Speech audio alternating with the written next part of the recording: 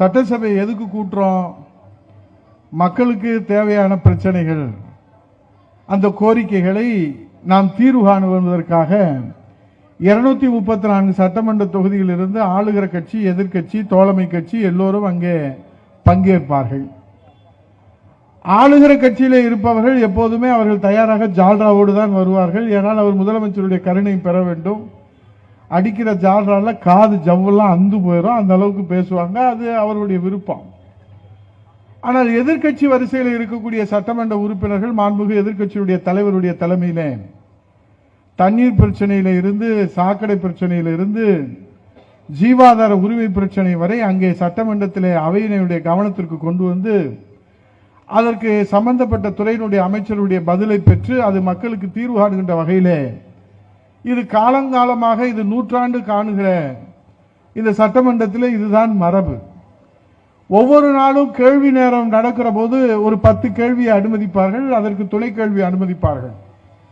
அதற்கு பிறகு 0 ஹவர்ஸ் என்று நேரமில்லாத நேரத்திலே அவசர பொது முக்கியத்துவம் வாய்ந்த, தமிழகம் எங்கும் இருக்கக்கூடிய பொது முக்கியத்துவம் வாய்ந்த, இன்றைக்கு நீங்கள் பார்த்தீர்களானால் சிவகாசியிலே பட்டாசு வெடித்து அங்கே ஏறத்தாழ இந்த நிமிடம் வரை 3 பேர்கள் இறந்திருக்கிறார்கள் என்கிற செய்தி. சேலம் மாவட்டத்தில் கோயில் திருவிழாவிலே பட்டாசு வெடித்து 4 பேர்கள் இறந்திருக்கிறார்கள் ஒரு செய்தி. ஆக இங்கே சேலம் மாவட்டத்தில் 3 பேர்கள் மக்களுடைய உயிர் போயிருக்கிறது அல்லது பறிக்கப்பட்டிருக்கிறது. சிவகாசியிலே அங்கே உயிர் போயிருக்கிறது, பறிக்கப்பட்டிருக்கிறது. உங்களுக்கு தெரியும், 6 மாதத்திற்கு முன்பாக கள்ளக்குறிச்சி மாவட்டத்திலே கள்ளச்சாராயம் குடித்து மரணம் அடைந்தவர்களுடைய குடும்பத்திற்கு 10 லட்சம் ரூபாய் நிவாரண நிதியை அவசரமாக முதலமைச்சர் அறிவிக்கிறார். ஆனால் தன்னுடைய வாழ்வாதாரத்திற்காக தன் உயிரை பணைய வைத்து சிவகாசியிலே பட்டாசு தொழிலில் ஈடுபடுகிற அந்த தொழிலாளர்கள் விபத்திலே இறந்துவிட்டு அவர்களுக்கு நிவாரணம் என்று சொன்னால் 4 லட்சம் கொடுக்கிறார்கள். கள்ளச்சாராயம் குடித்து இறந்தால் 10 லட்சம் என்று சொன்னால் அப்போது இந்த அரசு என்ன சொல்ல வருகிறது மக்களுக்கு? யாராவது எங்கேயாவது கள்ளச்சாராயம் குடித்து இறந்தால் 10 லட்சம், வாழ்வாதாரத்துக்காக உழைத்து இறந்தால் 4 லட்சம் என்று சொன்னால் இந்த அரசு தமிழக மக்களுக்கு சொல்லுகிற செய்தி, எல்லாரும் கள்ளச்சாராயம் குடிச்சு 10 லட்சம் வாங்கிக்கங்கன்னு சொல்றாங்களா? இல்ல நமக்கு புரியல. சட்டசபையிலே நாம் கேள்வி கேட்கிறோம். இன்றைக்கு அவசர பொது முக்கியத்துவம் வாய்ந்த இந்த நிகழ்வு குறித்து சட்டமன்றத்திலே அரசின் கவனத்துக்கு கொண்டு வரணும்னு சொன்னா அங்க மாண்புமிகு பேரவைத் தலைவர் அவர்கள் இடியவனுடைய மறுவடிவமாக சர்வாதிகார போக்கு இருக்கிறார். நாங்கள் கூட சொல்லி பார்த்தோம், அன்னை தெரசாவாக எப்போது நீங்கள் எதிர்க்கட்சிக்கு கருணை காட்டுவீர்கள் என்று. ஆனால் அதற்கெல்லாம் அவருக்கு மனமும் இல்லை, நேரமும் இல்லை. அவர் பாவம் என்ன செய்வார்? அரசியல் அழுத்தம். ஆக பேரவை விதி 55 எதற்கு கொடுக்கப்பட்டிருக்கிறது? அவசர பொது முக்கியத்துவம் வாய்ந்த நிகழ்வுகளை சட்டமன்றத்திலே முதலமைச்சர் கவனத்திற்கு, அமைச்சர் கவனத்திற்கு கொண்டு வந்து அந்த பிரச்சனைக்கு தீர்வு காணுவதற்காகத்தான் சட்டமன்றம் கூடுகிறது.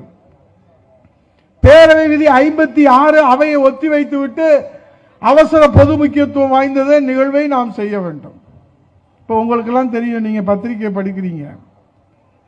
நீதிமன்றம் ஒரு அமைச்சரை பார்த்து உங்களுக்கு அமைச்சர் பதவி முக்கியமா அல்லது நீங்க ஜெயிலுக்கு போறீங்களான்னு ஒரு அமைச்சரை பார்த்து உச்ச நீதிமன்ற நீதியரசர்கள் கேட்ட வரலாறு இந்த தமிழக அரசியல் வரலாற்றிலே திமுக அமைச்சர்களுக்கு தான் உண்டு என்பதை நீங்கள் மறந்துவிடக் கூடாது. இன்னொரு அமைச்சரை பார்த்து நீதி அரசர்கள் கேட்கிறார்கள். அவர் பெரிய ஞானி. அவர் இப்ப சைவத்துக்கும் வைணவத்துக்கும் ஓன்ட்ட யாரு விளக்கம் கேட்டான்? அவங்கவுங்க விருப்பப்படி அவங்கவுங்க சைனவம் வைணவன்னு கும்பிட்டு போறாங்க. உனக்கு ஏன் வைத்தறிச்சல்? அவன் இந்த உலகத்திலே இல்லாத அந்த அமைச்சர் ஒரு விளக்கம் சொல்றார்.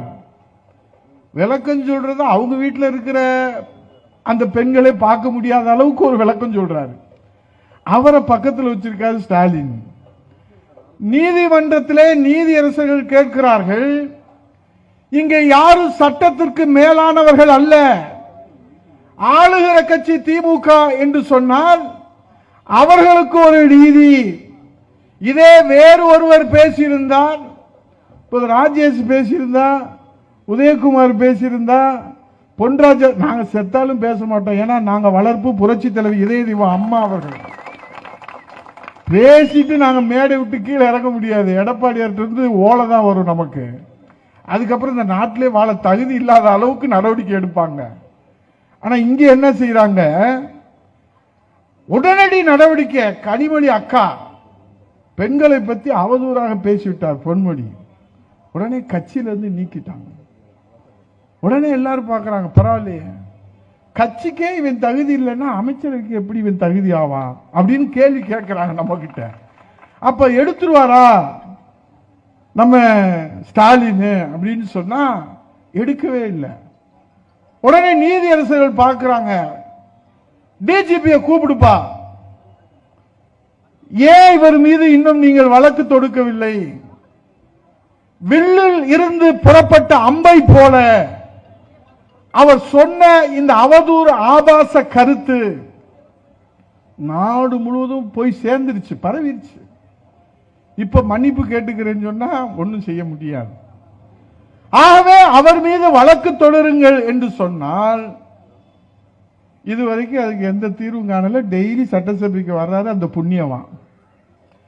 ஒரு காலத்தில் வரலாற்றில் பார்ப்பாங்க, சைவத்துக்கும் வைணவத்திற்கும் திமுக பொன்முடின்னு ஒரு அமைச்சர் இருந்தாரு. அவர் சொன்ன விளக்கத்தை வருகிற தலைமுறையெல்லாம் படிச்சு பார்த்து எவ்வளவு நாகரிகமா பண்பாடா உலகத்திலே பெண்களை தெய்வமாக மதிக்கிற இந்த தமிழ் இனத்திலே இப்படி ஒரு அரிய கருத்தை சொல்லியிருக்கிற அந்த பொன்முடி எந்த அமைச்சரவையில் இருந்தார் என்று சொன்னால் முத்துவேல் கருணாநிதி ஸ்டாலின் தலைமையிலான அமைச்சரவையில் இருந்த பொன்முடி தான் இந்த கருத்தை சொல்லியிருக்கிறார் என்று வர்ற தலைமுறையெல்லாம் பாராட்டணும். இவ்வளவு நீதிமன்ற கண்டனங்களுக்கு பிறகோ நீதி அரசர்களுடைய கண்டனங்களுக்கு பிறகோ அவர்களை அமைச்சரவையிலே வைத்திருக்கக்கூடிய மர்மம் என்ன, ரகசியம் என்ன? நீட் தேர்வு ரகசியம் இன்னும் சொல்லல, அது வேற விஷயம். தம்பிகள்லாம் பேசுனாங்க, 4.5 வருஷம் ஆச்சு. அவர் எங்க முன்னாடி தான் வந்து உட்கார்றாரு உதயநிதி ஸ்டாலின். நீட் தேர்வு ரகசியம் அப்படின்னா வரும் ஆனா வராது அப்படின்றாங்க. இதுல ஒருத்தர் இங்க பேசும்போது சொன்னாரு, மக்கள் நல்வாழ்வுத்துறை அமைச்சர் அவர் சொல்றாரு ஒரு பெரிய கண்டுபிடிப்பு, நீட் தேர்வு ரகசியத்தை வெளியிடுவதற்கு அவர்களுக்கு எந்த அருகதையும் இல்லை என்பதை ஒப்புக்கொள்கிற வகையிலே மாண்புமிகு எதிர்க்கட்சி தலைவர் அவர்கள் கேட்ட கேள்விக்கு மாண்புமிகு முதலமைச்சர் அவர்கள் எங்க கையில ஒண்ணு இல்ல, மத்திய அரசு வந்தாதான், ராகுல் வந்தாதான் இதுக்கெல்லாம் தீர்வு கிடைக்கும். ராகுல் தான் இருக்கார் இல்லைங்கன்னு, அமெரிக்காவுக்கு போயிட்டு வந்துட்டார்ல. இல்ல அவர் எப்ப பிரதமரா வர்றாரோ அப்பதாங்க இதுக்கு தீர்வு கிடைக்கும். ஏண்டா கொண்டு வந்ததே அவங்க தானடா. இந்த நீட் தேர்வை திமுக காங்கிரஸ் கூட்டணி அரசு இருக்கிற போது, காந்தி செல்வன் மக்கள் நல்வாழ்வுத்துறை இணை அமைச்சராக இருக்கிற போது, குலாம் நபி ஆசாத் அன்றைக்கு அமைச்சராக இருக்கிற போது இதுதான் இதை கொண்டு வந்தீர்கள் என்று மாண்புமிகு எதிர்க்கட்சி தலைவர் வருங்கால முதலமைச்சர் புரட்சி தமிழர் ஐயா எடப்பாடியார் கேட்டால், கொண்டு வந்தோம் ஆனா நாங்க நடத்த விடல. இதுக்கு எப்படி நம்ம விளக்கம் சொல்றது? இது ஒரு புறத்தில் இருக்குது. இந்த 7.5% இப்ப நம்மள மாதிரி ஏழை எளிய சாமானிய வீட்டு பிள்ளைகள், அரசு பள்ளியிலே படிக்கிற மாணவ செல்வங்கள், அவங்களுக்கு மருத்துவ மாணவ கனவு. இந்த 7.5% வர்றதுக்கு முன்னாடி இந்த நீட் தேர்வில் எத்தனை பேர் அரசு பள்ளியில் படிக்கிறவங்க போனாங்க? 2 பேர், 3 பேர், 4 பேர், 5 பேர். புள்ளி விவரம் நான் ஆதாரம் இல்லாம சொல்ல முடியாது, ஆதாரத்தோடு சொல்றேன். புரட்சி தமிழர் ஐயா எடப்பாடியார் முதலமைச்சராக இருக்கிற போது அமைச்சரவை கூட்டி எங்களை அழைக்கிறார்கள்.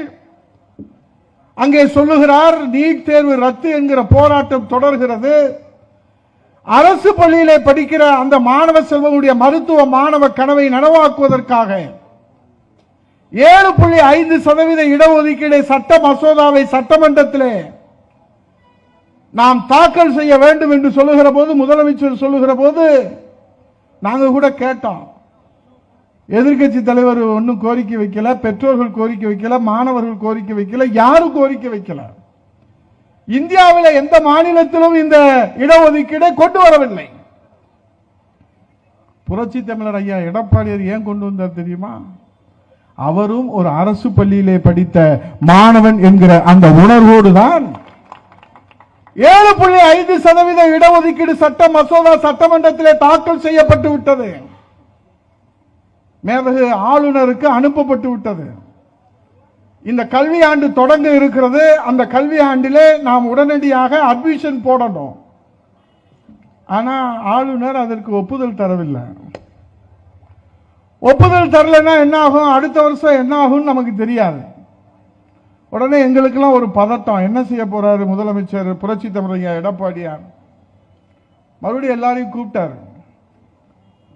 கான்ஸ்டிடியூஷன் ஆஃப் இந்தியா, இந்திய அரசியல் அமைப்பு சட்டத்திலே ஆர்டிகல் 162, இந்திய அரசியல் அமைப்பு சட்டத்திலே 162 கீழே நம்முடைய முதல்வருக்கு இருக்கக்கூடிய அதிகாரத்தை முழுமையாக எடுத்து அறிந்து ஆய்வு செய்து சட்ட வல்லுநர்களிடத்திலே கேட்டு தெரிந்து கோ எக்ஸ்டென்சிவ் என்று சொல்லக்கூடிய அந்த கான்ஸ்டிடியூஷனல் பவரை, என் வணக்கத்திற்குரிய பெரியோர்களை, இந்தியாவிலே எந்த முதலமைச்சரும் இதற்கு முன்னால் அதை பயன்படுத்தியதே கிடையாது. அந்த பிரிவு இருக்கான்றதே பல பேர் அந்த பக்கமே போறதில்லை. ஏன்னா ஆர்டிகல் 162ல போயிட்டோம்னா அதுக்கப்புறம் 356 வந்துருச்சுன்னா என்ன செய்யறதுன்னு. ஆனால் என் வணக்கத்திற்குரியவர்களே, புரட்சி தமிழர் ஐயா எடப்பாடியார் அவர்கள் தன் பதவியை கூட துச்சம் என மதித்து இந்திய அரசியல் அமைப்பு சட்ட பிரிவிலே ஆர்டிகல் 162ல இந்த மசோதாவை சட்டமாக்கி அரசாணை வெளியிட்டு மருத்துவ மாணவ கனவை நனவாக்கிய முதலமைச்சர் புரட்சி தமிழர் ஐயா எடப்பாடியார். இது உண்மையான வரலாறு. இந்த மெத்த பிடிச்ச மேதாவி மக்கள் நல்வாழ்வுத்துறை அமைச்சர் என்ன சொல்றாரு, அவங்க போய் கவர்னர் வீட்டுக்கு முன்னாடி போராட்டம் பண்ணாங்களாம். உடனே கவர்னர் பயந்துட்டு நான் கையெழுத்து போறேன்னு சொல்லிட்டாராம். ஏன்னா எதிர்கட்சியா இருக்கிற போது நீங்க போராட்டம் பண்ண உடனே பயந்துட்டு கவர்னர் கையெழுத்து போறாருன்னு சொன்னாலே மெத்த பிடிச்ச மேதாவி மக்கள் துறை நல்வாழ்வுத்துறை அமைச்சர், அப்புறம் ஏன்பா நீங்க 10 மசோதாவுக்கு நிறைவேற்ற முடியாம உச்ச நீதிமன்ற கதவை தட்டி இப்ப உச்ச நீதிமன்றத்தில் என்ன பொய் சொன்னாலும் பொறுத்து சொல்ல வேண்டாமா? முழு பூசணிக்காக சோத்துல மறைக்கிறீங்களே. இன்றைக்கு அல்ல, இனி எத்தனை தலைமுறை வந்தாலும் ஏழை எளிய அரசு பள்ளியிலே படிக்கிற மாணவ செல்வங்களுடைய மருத்துவ மாணவ கனவை நனவாக்கிய அரசு பள்ளியிலே படித்த பச்சை தமிழர் விவசாய முதலமைச்சர் புரட்சி தமிழர் ஐயா எடப்பாடியார் 7.5% இடஒதுக்கீடை கொண்டு வந்த சமூக நீதி காவலர். நீ நினைச்சா வரலாற்றை மாற்ற முடியாது. கொஞ்சம் அசந்தா 69% இடஒதுக்கீடு கொண்டு வந்தது எங்க தாத்தா கருணாநிதிங்கிற ஒருத்தர் அசந்த நேரத்தில். அதுதான் எடப்பாடி எங்களை உட்கார வச்சிருக்காரு. எல்லாரும் அலர்ட்டா இருங்க, விட்டாதீங்க. நம்ம வீட்டில் வந்து இப்ப நீங்களாம் உங்களுக்கு தெரியும், திமுக அது நாகரிகங்கிறது இல்லை, செம்பை வச்சுட்டு அண்டாவை திருடிட்டு போயிடுறாங்க. செம்பு வருதே நீங்க பார்த்துக்கிட்டு இருக்கிற போது பார்த்தா வீட்டில் இருக்கிற அண்டாவை காணும். அப்பதான் வந்ததும் தெரியுது, போறதும் தெரியுது. பச்சை போய் 69% இடஒதுக்கீடு இந்தியாவில் யார் கொண்டு வந்தது? இந்தியாவில் எத்தனை மாநிலத்தில் 69% இடஒதுக்கீடு இருக்கிறது? புரட்சி தலைவர் மன்னாதி மன்னன் மக்கள் திலகம் கொடுத்து கொடுத்து சிவந்த கரங்களுக்கு சொந்தக்காரர் பாரத் ரத்னா புரட்சி தலைவர் அவர்கள் 50% இடஒதுக்கீடு. மண்டல் கமிஷன் சொல்றாரு 50%க்கு மேல எந்த மாநிலத்தில் கொண்டு வர முடியாது. புரட்சி தலைவர் இதயதேவ அம்மா அவர்கள் இதே போன்று சட்ட வல்லுநர்களுடைய ஆலோசனை நடத்தி புரட்சி தலைவி அம்மா அவர்கள் தமிழகுலசாமி அம்மா அவர்கள் ஒரு சட்ட மாமேதை என்கிற அடிப்படையில் 69% இடஒதுக்கீடு சட்ட மசோதாவை நிறைவேற்றி அதுல பாத்தீங்கன்னா ஒரு தொலைநோக்கு சிந்தனையோடு இந்திய அரசியல் அமைப்பு சட்டத்திலே 9வது அட்டவணை, அதுல சட்ட பாதுகாப்புக்கு இந்த 69% இடஒதுக்கீடை பெற்று தந்த சமூக நீதி காவலர் என்று இந்த உதயகுமாரும் ராஜேஷும் சரவணனும் பொன்ராஜாவும் மூவேந்தனும் சொல்லவில்லை, சொன்னது ஐயா வீரமணி அவர்கள். இப்ப அவர்கிட்ட போய் கேட்டா அவர் வீரம் இல்லாத மணியா இருக்காரு. நம்ம என்ன செய்யறது? 69% இடஒதுக்கீடை இந்திய திருநாட்டிலே அன்னை தமிழகத்திலே பெற்று தந்த சமூக நீதி காவலர் புரட்சி தலைவி தமிழகுலசாமி அம்மா என்று பட்டம் கொடுத்தவர் ஐயா வீரமணி அவர்கள். இப்ப ஐயாவுக்கு அவர் வரலாறு மறந்துருச்சோ என்னமோ தெரியல. எதற்காக நான் இதை சொல்லுகிறேன்? இப்ப இன்னைக்கு கூட முதலமைச்சர் ஒரு பாராட்டு விழா நடத்தி இருக்கிறார். 50 பேர் யூபிஎஸ்சில பாஸ் ஆயிட்டாங்க. 57 பேர் தேர்வு பெற்றதில் 50 பேர் நான் முதல்வன் திட்டத்தில் பாஸ் ஆயிருக்கிறாங்க. நாடு முழுவதும் கொண்டாடுறாங்க. முதலமைச்சரை கூப்பிட்டு கொண்டாடுறாங்க. எங்களுக்கு மகிழ்ச்சி, அதுல ஒன்றும் வருத்தம் ஒன்றும் இல்லை. இப்ப நாங்க என்ன கேட்கிறோம்?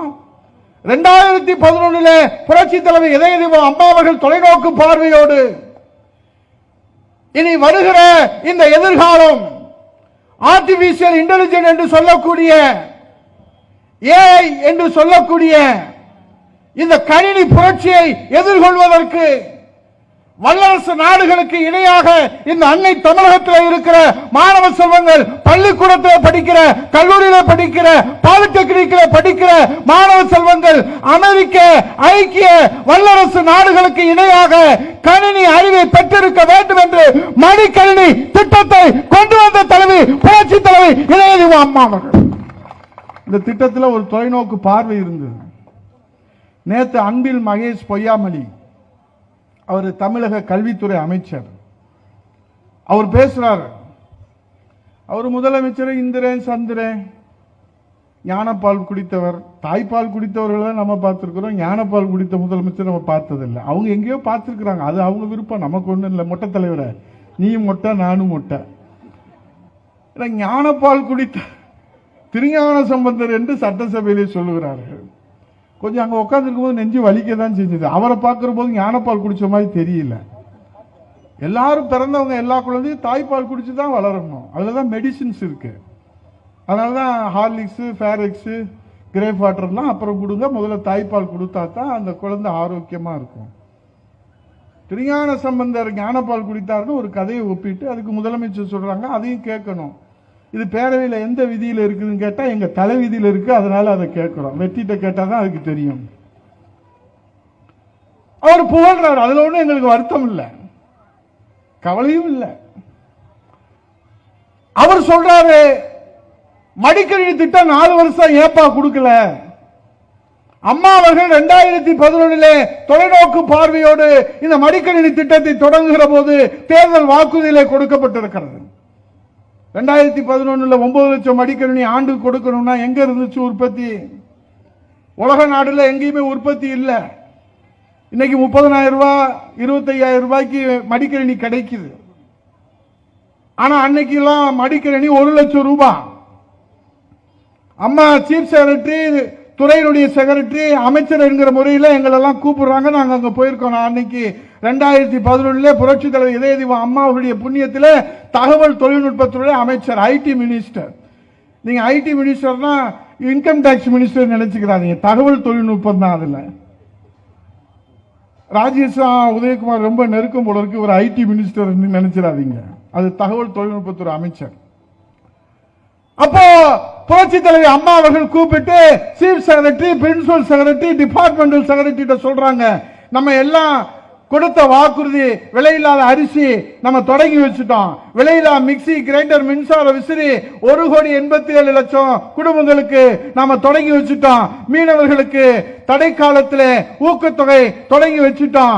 இனி நம்முடைய மடிக்கணினி திட்டத்தை நம்ம தொடங்கணும் போது சீஃப் செக்ரட்டரி தலையை சொல்கிறாரு. அம்மா சைக்காலஜி தெரிஞ்சவங்க தலைவி, தம்பி ராஜேஷுக்கு தெரியும், நேதாஜி கணேசனுக்கு தெரியும், எங்களுக்கெல்லாம் தெரியும். அப்படி பார்வையில நம்ம என்ன நினைக்கிறன்றத படமா பிடிச்சு நம்மகிட்டையும் சொல்லிடுவாங்க. அப்படிப்பட்ட ஞான திருஷ்டி உள்ள உலகத்திலே தெய்வ தலைவி புரட்சி தலைவி இதய தெய்வம் அம்மா அவர்கள். Any practical difficulties mister chief secretary அப்படின்னா, ஏதாவது நடைமுறை சிக்கல் இருக்கிறதா அப்படின்னு கேட்கிறாங்க. அவர் பார்வையில் உடனே அவர் சாரி டு சே மேடம், நான் மன்னிப்பு கேட்டுக்கொள்கிறேன் சொல்வதற்கு. என்ன சும்மா சொல்லுங்க, உலக நாடுகளிலே ஜப்பான், அமெரிக்கா, ரஷ்யா போன்ற எல்லா நாடுகளிலும் கேட்டு விட்டார்.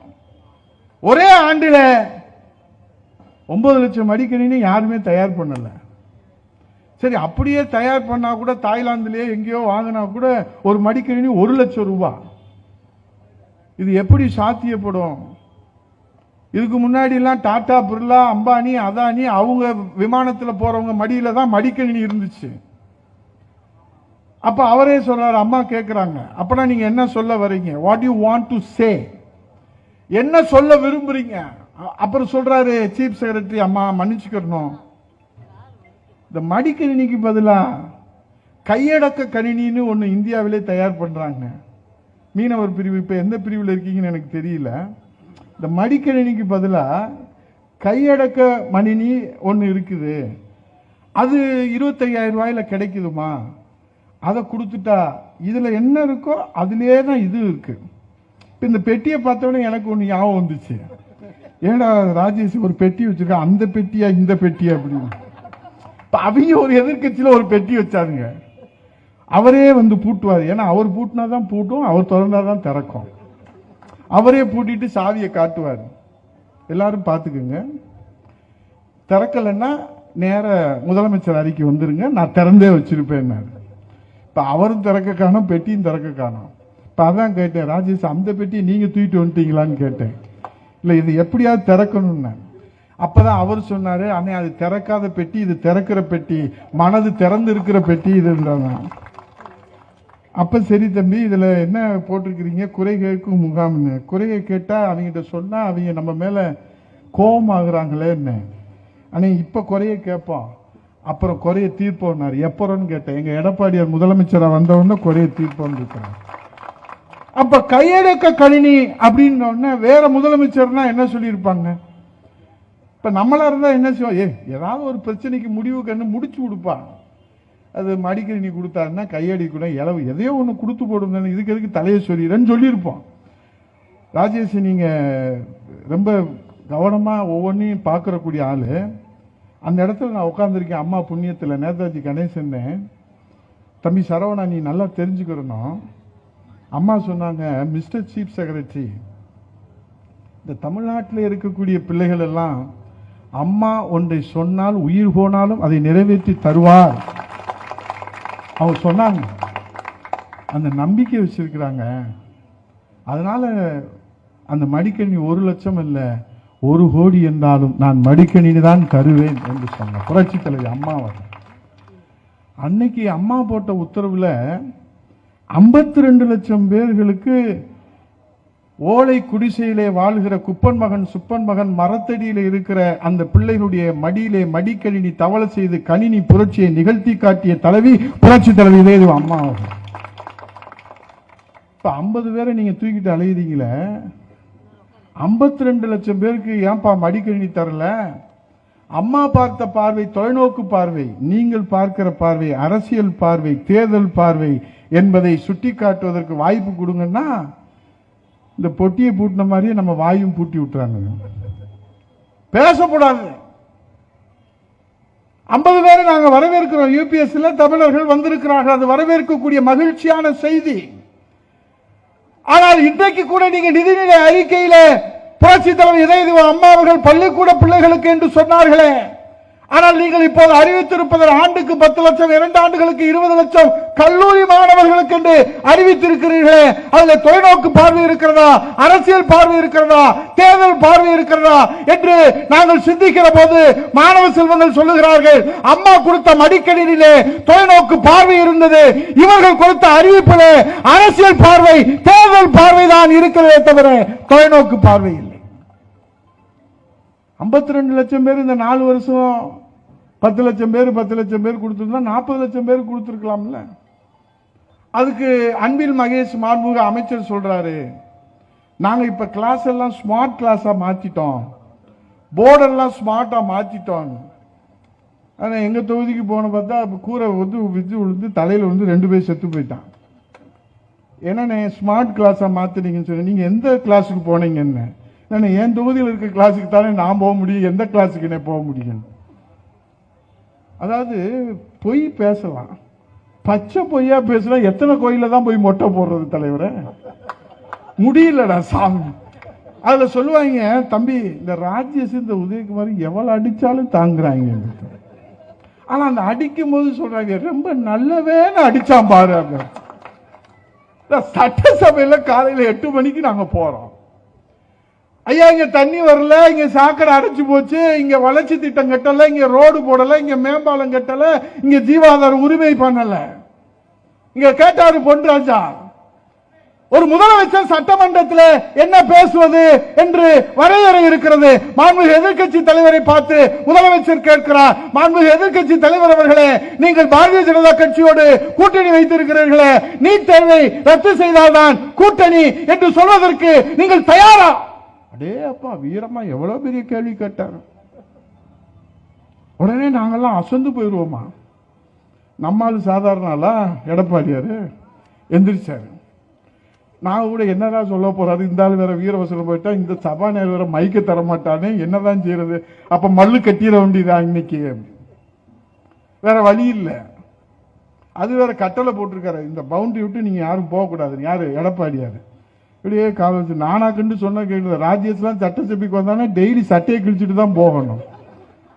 இவர் இருக்கிற உயரத்துக்கு எட்டி பிடிச்சி சபாநாயகர் பிடிச்சி தூக்கிட்டு வந்துருவாரு. எதுக்கு சொல்றேன்னா, புரட்சி தமிழர் எடப்பாடியார் கேட்கிறார், நீ கேள்வி கேட்டால நான் பதில் சொல்றேன். நீங்களும் உங்க அப்பாவும் கூட்டணி வச்சீங்கல்ல, இப்ப காங்கிரஸோட நீங்க கூட்டணி வச்சிருக்கிறீங்க, பாரதிய ஜனதா கட்சியோட உங்க அப்பா கூட்டணி வச்சிருந்தாரு. இப்போ எத்தனை ஆண்டுகள் நீங்கள் மத்திய அமைச்சரவையில் இருந்தீங்க? 17 ஆண்டுகளுக்கு மேலே மத்திய அமைச்சரவையிலே திமுக அங்கம் வைத்தது. எப்போ? விபி சிங்ல தொடங்கி மன்மோகன் சிங் வரைக்கும், வாஜ்பாய், ஐக்கிய குஜரால், தேவகவுடா, யார் வந்தாலும் சரி இவங்க அமைச்சரவையில் இருப்பாங்க. அப்ப இவங்க என்ன செஞ்சிருக்கணும்? நல்லா தெரிஞ்சுக்கங்க. என் அருமை தம்பி ராஜேஷ் அவருடைய தலைமையில் சொல்லுகிறேன், காவேரியிலே உச்ச நீதிமன்றத்தினுடைய தீர்ப்பு, முல்லை பெரியாறிலே உச்ச நீதிமன்றத்துடைய தீர்ப்பு பெற்று தந்தது புரட்சி தலைவி இதய அம்மா அவர்கள். அந்த தீர்ப்பை நிறைவேற்றுவதற்கு இவர்கள் கூட்டணியிலே அங்க வகிக்கிற கட்சியோடு இதுவரை வாய் திறந்தது உண்டா? ஸ்டாலின் என்று புரட்சி தமிழர் ஐயா எடப்பாடியார் கேள்வி கேட்கிறார்கள். இப்ப முல்லை பெரியாறுல 152 அடி உயர்த்தி கொள்ளலாம் என்று புரட்சி தலைவர் இதயம் அம்மா அவர்கள் தொடர்ந்த சட்ட போராட்டத்தில் உச்ச நீதிமன்றத்துடைய தீர்ப்பு, அதை நிறைவேற்றுவதற்கு வழி இல்லை. இங்க இருக்கிற கர்நாடகத்திலிருந்து வர துணை முதல்வர் இந்த தொகுதி வரையறை இல்லாத பிரச்சனையை ஒருத்தர் சொல்றான். எங்கேயாவது தொகுதி வரையறை பத்தி மத்திய அரசு எங்கேயாவது அறிவிச்சிருக்கிறாங்களா? ஏன்னா நேதாஜி கணேசன் எங்கேயாவது அறிவிச்சு, சரவணா இது வரைக்கும் நம்ம கேள்விப்பட்டதில்லை. திடீர்னு எல்லா முதலமைச்சரும் வாங்க, எதுக்குப்பா? தொகுதி பறிபோக போகுது. தொகுதி பறிபோக போதா? எப்படா அறிவிச்சாங்க? எங்கடா அறிவிச்சாங்க? யார் அறிவிச்சாங்க? அதெல்லாம் அப்புறம். வருவியா வரமாட்டியா? இது எதுக்கு வம்பு கிடைச்ச? ஏதாவது கூப்பிட்டு தொலைஞ்சு போயிட்டு தொலைவோம், வேற என்ன செய்யறது? கேட்டா இண்டி கூட்டணிங்கிறாங்க. அது இருக்கா இல்லையானே தெரியல. கடைசியில் காங்கிரஸ் தான் தலைமையில, இப்ப காங்கிரஸ் கட்சியே இருக்கா என்னன்னு தெரியல. உடனே எல்லாரும் கிளம்பி வந்தாங்க. பேராபத்து நமக்கு சூழ்ந்திருக்கிறது, நம் தொகுதி பறிபோக. அவங்க கேட்டான், எப்பப்பா அறிவிப்பு வந்துச்சு? அப்பதான் சிவகுமார் பார்த்தான், இதான்டா நல்ல சந்தர்ப்பம், மேகதாதுல அணையை கட்டிய தீர்வை எந்த கொம்பனும் தடுக்க முடியாத ஒரு பேட்டி இங்கேயே கொடுத்துட்டு போயிட்டான். இவன் வேஷ்டி இருந்தா அவுந்து பேருக்கு ஒரு பேண்ட் தான் போட்டிருக்காரு நம்ம முதலமைச்சர் சமீப காலங்களாக. அவர் பாவம் எதை வேணாலும் போட்டு போறாரு. அதெல்லாம் பெர்சனலா தாக்கக்கூடாது நேதாஜி, அப்புறம் நீங்கள் நானும் வம்புல மாட்டிக்க கூடாது. அப்புறம் எடப்பாடியை கூப்பிட்டு வைவார், மேடையில் நாகரிகமா பேசணும். நீங்க எழுதி கொடுத்து நான் பேசல, ராஜேஷ் சொல்லி நான் பேசல. தமிழ்நாட்டில் வந்து கர்நாடக துணை முதலமைச்சர் மேகதாதுல அணை கட்டினால் தமிழகம் பாலைவனம் ஆகுமே, யாரும் அதை எழுதி கொடுத்தது பேசுறது? கூப்பிடுறா துணை முதலமைச்சர், எங்கள் உயிர் போனாலும் எங்கள் தன்மானத்தை உச்சநீதிமன்ற தீர்ப்பின்படி மேகதாது அணை கட்ட விடமாட்டோம் என்று சொல்லி இருக்க வேண்டுமா மானமுள்ள முதலமைச்சர் முத்துவேல் கருணாநிதி ஸ்டாலின் என்று கேட்டா? அதெல்லாம் அப்புறம் பார்த்துக்கிறோங்க. இப்ப தீ எரியுதுங்க பிரச்சனை. எங்கேயா எரியுதுன்னா தொகுதி பறிபோக போகுதுங்க அப்படின்னா 39 வச்சு நீங்க கிழிச்ச கிளிக்கு தான் நாங்க பாக்குறோம்ல. என்னத்தை கிழிச்சிங்க? 39 பேர் வச்சு நல்ல முந்திரி பக்கடாவும் காப்பியும் சாப்பிட்டு வந்துடுறாங்க. நாடாளுமன்றத்தில் நல்லா கொடுப்பாங்க. நீங்க வேணா அடுத்த வட்டம் முயற்சி பண்ணி பாருங்க. விறுவிறுன்னு போக வேண்டியது 39 பேரும். காவிரி பிரச்சனை, முல்லை பெரியாறு பிரச்சனை, பாலாறு பிரச்சனை, கச்சத்தீவு பிரச்சனை, நீட் தேர்வு பிரச்சனை, எங்களுக்கு பக்கோடா பிரச்சனை. எத்தனை தடவை பேசியிருக்கிறீங்க? முத்துவேல் கருணாநிதி ஸ்டாலின் இப்ப ஒரு ஐடியா கண்டுபிடிச்சிருக்காரு. அவருக்கு ஒரு ஆலோசகர் இருக்கா, ஒன்னே போல நீ எப்படி ராஜேஷ்க்கு ஆலோசகரா இருக்கல? அவன் என்ன சொல்றாங்க, ஏதாவது ஒரு பிரச்சனை நீங்க கவலையப்படாதீங்க, டக்குன்னு ஒரு குழு அமைச்சிருங்க. குழு அமைச்சு உலகத்தில் யாராவது இருந்தாங்கன்னா காணா போனவங்க தான் அவங்களெல்லாம் தலைவராக போடுங்க. அவங்கள தேடி பிடிக்கிறதுக்கே நமக்கு நாளாயிரும். எவனும் கேள்வி கேட்க முடியாது. ரொம்ப கேள்வி கேட்டானா ஒரு தீர்மானத்தை நிறைவேற்றிருங்க. இப்ப கச்சத்தீவுக்கு ஒரு தீர்மானம், மீனவர்கள் பிரச்சனைக்கு தீர்வு காணுவதற்கு எப்ப போடுறாரு? கச்சத்தீவை தார வைத்தது யாரு? உங்க தாத்தாவா? எங்க தாத்தாவா? ராசேஷ் தாத்தாவா? சரவணன் தாத்தாவா? உங்க அப்பா தானே அன்னைக்கு சர்க்காரியா கமிஷன்ல இருந்து தப்பிச்சு போறதுக்கு இந்திரா காந்திட்ட போய் சரண் அடைஞ்சு கச்சத்தீவில் தமிழ்நாடு கூட எடுத்துக்கங்க, என்னைய மட்டும் விட்டுருங்கன்னு சொன்னாரா இல்லையா? அது ஆண்டவனுக்கு தான் வெளிச்சம். கச்சத்தீவை தாரை பார்க்க முடியாது. 2 நாடாளுமன்ற அவைகளிலும் எங்கே சட்டமன்றத்திலே தீர்மானம் நிறைவேற்றியதோடு மட்டுமல்ல, நாடாளுமன்றத்தில் 2 அவைகளிலும் கூட்டத்திலே இந்திய அரசியல் அமைப்பு சட்டத்திலே திருத்தம் செய்துதான் அதை கொடுக்க முடியும் என்று பெரும்பாரி வழக்கு சொல்லப்பட்டிருக்கிறது என்று புரட்சி தலைவி இளையசிவம் அம்மா அவர்கள் அந்த கச்சத்தீவு மீட்பு பிரச்சனையிலே சட்ட போராட்டம் நடத்தினார்கள். அன்னைக்கு தாக்க வார்த்தது அவங்க. இப்ப 50 வருஷம் கழிச்சு இவர் ஒரு தீர்மானம் போடுறாரு. சரி போங்க, மாநில சுயாட்சி பறிபோய்விட்டது. என்னப்பா நீ முதலமைச்சர் இருக்க, உங்க அப்பா முதலமைச்சர் இருக்காரு, உன் மையம் துணை முதலமைச்சர், எங்க சுயாட்சி பறிபோச்சு? வாங்க ஒரு தீர்மானம் போடுவோம். இவங்க அப்பா அப்படிதான் ஒரு தீர்மானம் போட்டார், ராஜமன்னார் கமிட்டின்னு. ராஜமன்னார் கமிட்டி என்று ஒரு குழுவை அமைத்து அந்த குழுவினுடைய அறிக்கையின் அடிப்படையில் சட்டமன்றத்தில் விவாதித்து அது தீர்மானம் நிறைவேற்றி 50 ஆண்டுகள் ஆகிவிட்டது. அப்ப உங்க அப்பா போட்ட குழு செல்லாதா? ராஜமன்னார் கமிட்டி செல்லாதா? இப்ப நீங்க போட்டிருக்கிற நீதியரசருடைய கமிட்டி ஏதாவது ஒரு பிரச்சனை கேட்டா உடனே ஒரு தீர்மானம், ஒரு குழு கேட்டா அங்க போய் பொருளாதாரத்துக்கு ஒரு குழு. அந்த குழு என்னப்பா செஞ்சு கேட்டா இந்தியாவிலே அதிக கடன் வாங்குகிற மாநிலம் தமிழ்நாடு. அப்படி என்ன ஆலோசனை கொடுத்தாங்க? 73 வருஷமா நம்ம வாங்கின கடன் 5.5 லட்சம் கோடி. இந்த 4 வருஷத்துல வாங்கின கடன் எவ்வளவு? நீங்க பத்திரிகையில படிச்சு பார்த்திருப்பீங்க, 4.5 லட்சம் கோடி. 73 வருஷமா 5.5 லட்சம் கோடி, 4 வருஷமா 4.5 லட்சம் கோடி. இந்த ஆண்டு 1,96,000 கோடி கடன் வாங்க போறாங்க. சொல்றதுக்கு கொஞ்சம் மூச்சு வாங்குதுடா தம்பி, நெஞ்செல்லாம் படபடக்குது. வாங்கி என்ன செய்ய போறாங்க? நதிநீரை இணைக்க போகிறார்களா? மேம்பாலம் கட்ட போகிறார்களா? சாலை மேம்படுத்த போகிறார்களா? இது போன்ற பாலடைந்த குடியிருப்புகளுக்கு புதிய குடியிருப்புகளை ஏழை எளியவர்களுக்கு கட்டித்தர போகிறார்களா? இல்லை. 1,92,000 கோடியில 75,000 கோடி பழைய கடன், புதிய கடனுக்கு வட்டி கொடுக்க போறாங்க. அப்புறம் ஒரு 55,000 கோடி பழைய கடனை அடைக்க போறாங்க. அப்புறம் ஒரு 55,000 கோடி மூலதன செலவுக்கு கொடுக்க போறாங்க, 1.5%. ஆனால் மாண்புமிகு நிதி அரசர் தங்கம் தென்னரசு பேர்ல தங்க வச்சிருக்கிறார். அவர் சொல்றாரு மூலதனத்துக்கு நாங்க அதிகமான முதலீடு பண்ற காரணத்தினாலதான் 9.62 வச்சு, நீங்க 50 புள்ளி கூட வச்சுக்கோங்க, எங்களுக்கு என்ன புள்ளி ராஜாக்கள் தான் நீங்க. புள்ளி விவரத்தை சொல்றதுல எங்களுக்கு தெரியல. எங்களுக்கு ஒன்னும் தமிழ்நாட்டு மக்களுக்கு ஒன்னும் புரியல. வறுமை ஒழியல, வேலை கிடைக்கல, மின்சார கட்டணம் உயர்ந்து போச்சு, சொத்து வரி உயர்ந்து போச்சு, விலைவாசி உயர்ந்து போச்சு. வர்ற வழியில ஒரு மீன் கடை முட்டை அக்காட்ட இவர் தம்பி ராஜேஷ் கூட்டிட்டு போனா அந்த அக்காட்ட கொடுத்து படிச்சு பாருன்னு சொன்னேன். அந்த இளவு குட்டவன ஏன்டா படிக்க சொல்றேன்னுச்சு. இல்ல நல்லா படிச்சு பாரு, அது விளம்பர முதலமைச்சர், இது விவசாய முதலமைச்சர், ஆதரவு யாருக்குன்னா எடப்பாடி இருக்கிற அந்த மகராசன் இருக்கிற போது 8 ஆண்டுகள் மின்சார கட்டணமே உயரவே இல்லை, சொத்து வரி உயரவே இல்லை, விலைவாசி உயரவே இல்லை. நவரசம் பண்ணி தான் ஒரு பாட்டு படிச்சான், கத்திரிக்காய் வெண்டைக்காய் முருங்கைக்கான்னு ஏதோ ஒரு பாட்டு படிச்சான். அவரவருக்கு அவர் பாட்டு படிக்கிறாரு. இப்ப நம்ம வாழ்க்கை பாடா படுது, சிரிப்பா சிரிக்குது நாடு. வாங்கு ஓதட்டுமா ஐயா?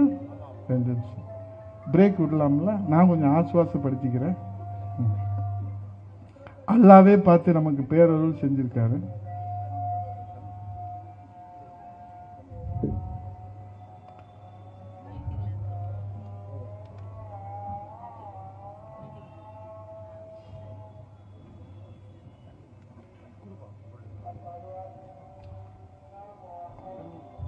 இருக்குண்ணா.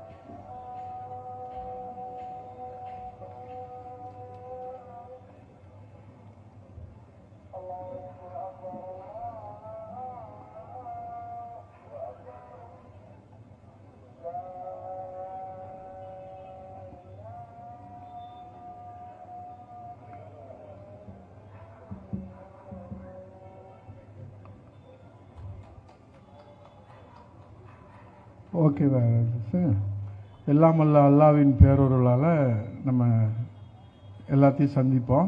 இப்போ நான் நிறைவாக ஒன்று சொல்லிவிட்டு அந்த மொட்டை மண்டை மயக்க விடுவானா விடமாட்டான்னு நினைக்கிறாதீங்க. ஒரே ஒரு கருத்து, இப்போ உங்களுக்கு இந்த போதைப்பொருள் நடமாட்டம், பாலியல் வன்கொடுமை இது எல்லாமே தெரியும். தெரியாத ஒரு விஷயம், இந்த விண்வெளியில் ஒரு புதிய கொள்கையை தமிழ்நாடு அரசு வெளியிட்டிருக்கிறது. அவர் யாருக்கும் அவ்வளோ வெளியே தெரியாது. வானம் ஸ்பேஸ் அப்படின்னு ஒரு கம்பெனி.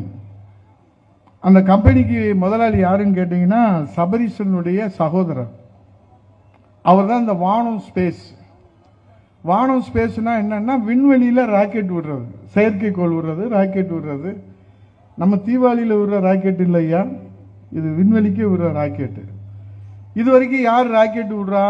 அரசு விடும். அமெரிக்காவில் எலன் மஸ்க் அப்படின்னு ஒருத்தர் ராக்கெட் விடுறாரு. இப்போ கூட சுனிதா வில்லியம்ஸை போய் நம்ம மீட்டுட்டு வந்தோம், நீங்க எல்லாம் பார்த்துருப்பீங்க.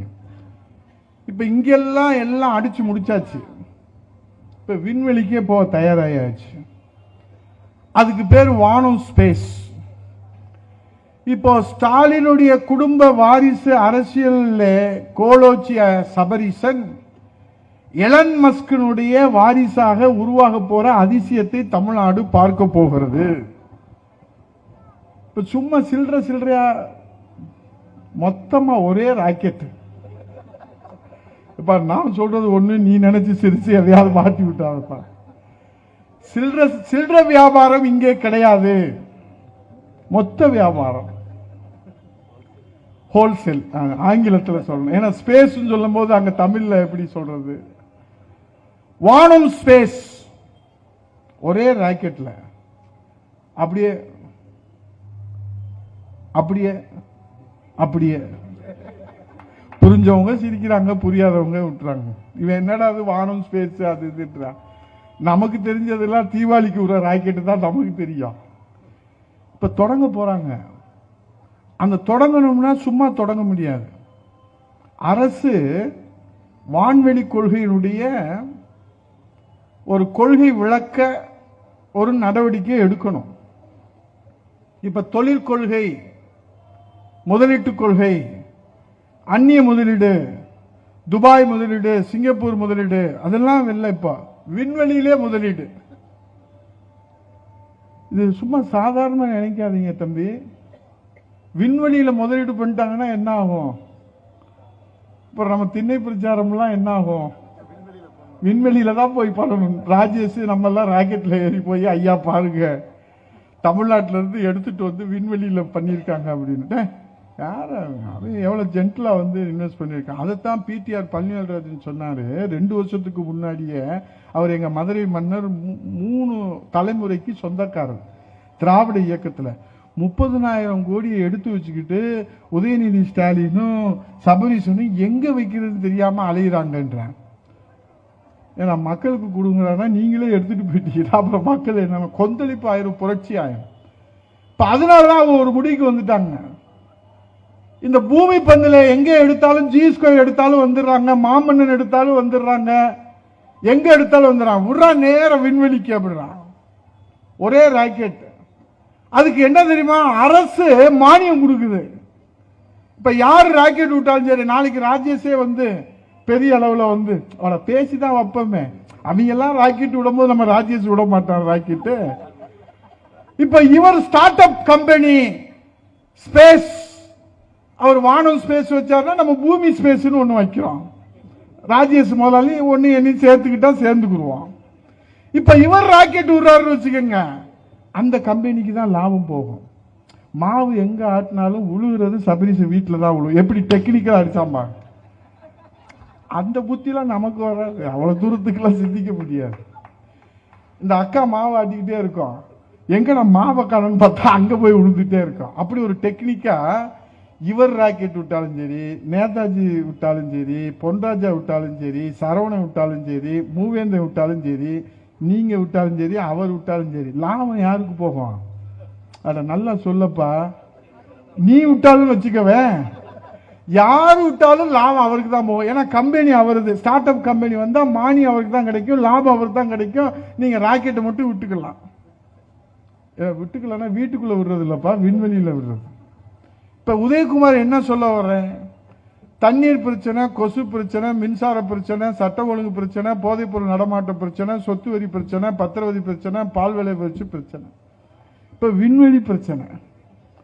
இத்தனை பிரச்சனைக்கு தீர்வு காண வேண்டும் என்று சொன்னால் நமக்கு இருக்கிற ஒரே வாய்ப்பு 2026 தேர்தலிலே எத்தனை சின்னங்கள் வந்து நின்றாலும் இரட்டை இலை சின்னத்தை நீங்கள் ஆதரித்து புரட்சி தமிழ் ஐயா எடப்பாடியார், அவர் ஒரு சாமானியர், நம்மை போன்ற ஒரு சாமானியர், 50 ஆண்டுகளாக இன்றைக்கு பொது வாழ்க்கையிலே ஒரு கிளைக்கழகத்துடைய செயலாளர், ஒரு கட்சிக்கு பொதுச் செயலாளராக வரலாற்று வாய்ப்பினை பொறுப்பேற்று 4.5 ஆண்டு காலம் அம்மாவினுடைய ஆட்சியை சாதனை சரித்திர திட்டங்களை கொடுத்தார்கள்.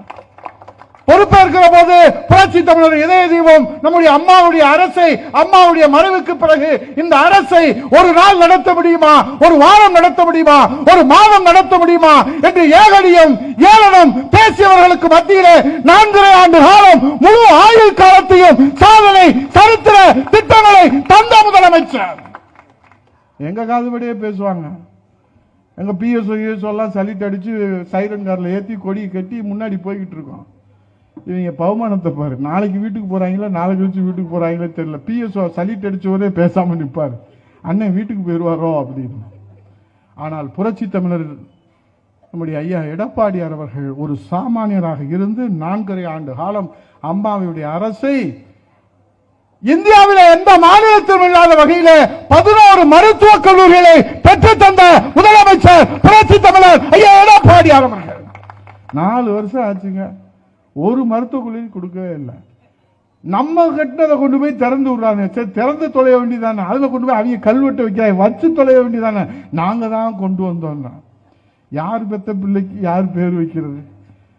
11 மருத்துவக் கல்லூரிகளை, ஏனென்றால் அதற்கு இடஒதுக்கீடு நம்முடைய வருவாய்த்துறை, நம்முடைய புரட்சி தமிழ் ஐயா எடப்பாடியார் முதலமைச்சராக இருக்கிற போதுதான் இந்தியாவிலே எந்த மாநிலத்திலும் இடம் கொடுக்க முடியவில்லை என்றாலும் இந்த அன்னை தமிழகத்திலே மக்கள் நல திட்டங்களுக்காக வருவாய்த்துறை அரசு நிலத்தை உடனடியாக கண்டறிந்து 11 மருத்துவக் கல்லூரியை ஒரே ஆண்டிலே பெற்று தந்த தலைவர் புரட்சி தமிழ் ஐயா எடப்பாடியார். 2000 அம்மா கிளினிக் வந்தவொடனே பூட்டிட்டான். அம்மான்னு சொன்னா அவங்களுக்கு பிடிக்காது. தாலிக்கு தங்கம் திட்டம், இந்த கையில தங்க காசா கொடுத்துருக்குறோம். எத்தனை கிராமத்தில் நாங்க போகும்போது பாத்தீங்கன்னா தாலி கயிறு மஞ்சள் கிழங்கோட இருப்பாங்க. வந்தவொடனே சொல்றான் தாலிக்கு தங்கம் திட்டம், அது கூடாது, மடிக்கணினி கூடாது, இருசக்கர வாகனம் கூடாது. ஏன்? அம்மா கொடுத்தது. 2000 புரட்சி தலைவர் இதய அம்மாவுடைய பேரில் அம்மா மினி கிளினிக் பூட்டப்பட்டது. தாலிக்கு தங்கம் திட்டம், மடிக்கணினி திட்டம், இருசக்கர வாகன திட்டம், அம்மா மினி கிளினிக் திட்டம், அம்மா உணவகம், அம்மா தண்ணீர், அம்மா உப்பு, அம்மா சிமெண்ட். வருகிற கால வெகு தொலைவில் இல்லை. புரட்சி தமிழ் ஐயா எடப்பாடியார் மீண்டும் முதலமைச்சராக வருவார். மே மாதம் புரட்சி தமிழர் ஐயா எடப்பாடியாருடைய பிறந்த தின விழா, ஏழை எளியோர் ஏற்றம் பெறுகிற அந்த பிறந்த நாள் விழாவிலே நாம் எல்லாம் சூளுரை எடுத்துக் கொள்ள வேண்டும். இன்றைக்கு களத்தில் எத்தனை தலைவர்கள் வந்தாலும் நமக்காக உழைக்கிற, நமக்காக தன்னை அர்ப்பணித்திருக்கிற ஒரே தலைவர், ஒப்பற்ற தலைவர் புரட்சி தமிழர் ஐயா எடப்பாடியார் அவர்கள் தான். அப்பாயின்மெண்ட் இல்லாம நீங்க போய் பார்க்கலாம். என்ன வேணாலும் அவர்கிட்ட நம்ம உரிமையோட கோரிக்கை வைக்கலாம். கருணை உள்ளம் கொண்டவர், தாய் உள்ளம் கொண்டவர், தெய்வ உள்ளம் கொண்டவர் புரட்சி தமிழர் ஐயா எடப்பாடியாருடைய அந்த தெய்வ உள்ளத்திற்கு இணையாக எந்த தலைவரையும் நாம் பார்க்க முடியாது. ஆகவே இந்த தாய் தமிழ்நாட்டு மக்களை சர்வாதிகார ஆட்சியிலிருந்து, குடும்ப வாரிசு அரசியலுடைய அந்த அரசியல் இருந்து இந்த தமிழகத்தையும் தமிழக மக்களையும் மீட்டெடுப்பதற்காக முசோலினி, இடியவன், ஹிட்லர் போன்ற சர்வாதிகாரத்தை விட கொடுமையான ஆட்சி நீங்கள் சாதாரணமாக நினைத்துவிடக் கூடாது. 2026 தேர்தல் இந்த தமிழக அரசியல் வரலாற்றிலே ஒரு முக்கியமான தேர்தல். ஜனநாயகத்தை காப்பாற்றுவதற்காக போராடி கொண்டிருக்கின்ற ஜனநாயக போராடி பச்சை தமிழர் விவசாய முதலமைச்சர் புரட்சி தமிழர் ஐயா எடப்பாடியார் அவர் தலைமையிலே கூட்டணி. இன்னொரு புறத்திலே சர்வாதிகாரம், குடும்ப வாரிசு அரசியல், ஊழல் என்று திராவிட முன்னேற்ற கழக தலைமையிலே கூட்டணி. விளம்பர மாடல் முதலமைச்சர் தன்னுடைய அசத்தல் நடிப்பிலே நாடகத்தை சட்டமன்றத்திலும் மக்கள் மன்றத்திலும் இன்றைக்கு அரங்கேற்றி வருகிறார். அவருக்கு வேண்டுமானால் நாடக நடிப்பிலே கின்னஸ் சாதனை வேண்டுமானால், விருது வேண்டுமானால் கொடுத்து விட்டு போங்கள். ஆனால் முதலமைச்சர் என்கிற விருதை புரட்சி தமிழர் ஐயா எடப்பாடியாருடைய திருக்கரங்களிலே ஒப்படைப்போம். இந்த தமிழகத்தை மீட்டெடுப்போம். இந்த திண்ணை பிரச்சாரம் உங்கள் கைகளிலே கொடுக்கப்பட்டிருக்கிற அந்த துண்டு பிரசுரம், காகிதத்திலே அச்சடிக்கப்பட்டிருக்கிற சாதனை திட்டங்கள் அல்ல. அது இந்த அரசை, சர்வாதிகார அரசை, ஸ்டாலின் திமுக மக்கள் விரோத அரசை வீட்டுக்கு அனுப்புகிற பிரம்மாஸ்திரம் தான் இந்த துண்டு பிரசுரம் என்று சொல்லி நன்றி கூறி வணங்கி விடைபெறுகிறேன். அருமை தம்பி ராஜேஷ் அவர்களை சட்டமன்றத்திலே வரவேற்பதற்கு நாங்கள் காத்துக் கொண்டிருக்கிறோம். அவரை சட்டமன்றத்திற்கு அனுப்புவதற்கு உங்களுடைய உழைப்பும் இந்த மக்களுடைய பேராதரவும், அம்மாவின் ஆன்மாவின் ஆசியும், புரட்சி தலைவர் ஆசியும், புரட்சி தமிழர் எடப்பாடியார் ஆசியும் அவருக்கு கிடைக்க வேண்டும் என்று மனதார வாழ்த்து வணங்கி விடைபெறுகிறேன். நன்றி, வணக்கம்.